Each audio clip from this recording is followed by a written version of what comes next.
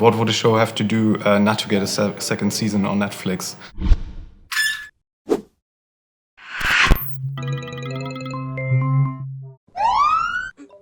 Hello.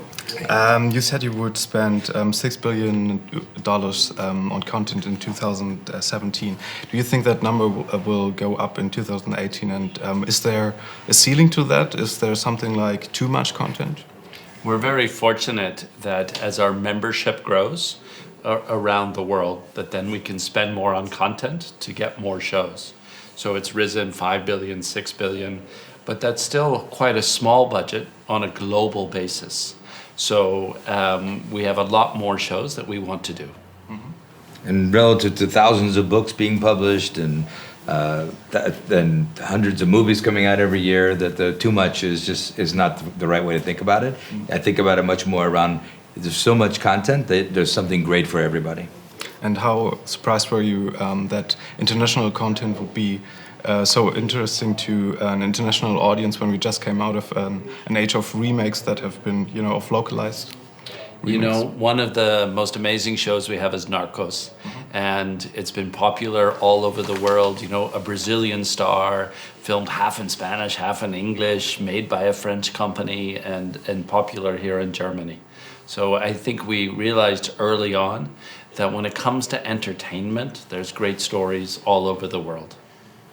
And what would a show have to do not to get a second season on Netflix? It seems to be like even experimental stuff like The OA, which should be so niche, is getting a second season, which is really surprising. It's a great thing about the platform, about personalizing the platform, is that you can find a relevant audience and you can produce things on the right scale for that audience. Mm-hmm. that can keep it going for several years, which is different than broadcast television, where everything has to appeal to everybody. And is there any show from like maybe another streaming site or from another network that you would secretly like to have on Netflix? Sure, HBO has a show called Silicon Valley that's all about Silicon Valley, and it's a great show.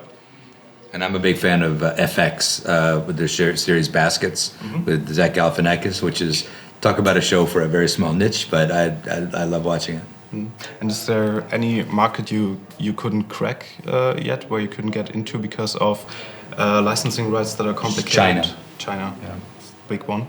It's a big one. And personally, on Netflix, what are your favorite shows? On least diplomatic answer wins, by the way.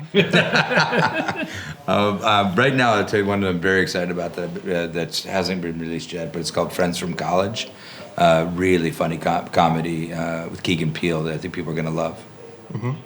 For me, the most unusual show I've watched recently is Chewing Gum. It's out of the UK with Michaela Cole, and it's a very strange type of comedy.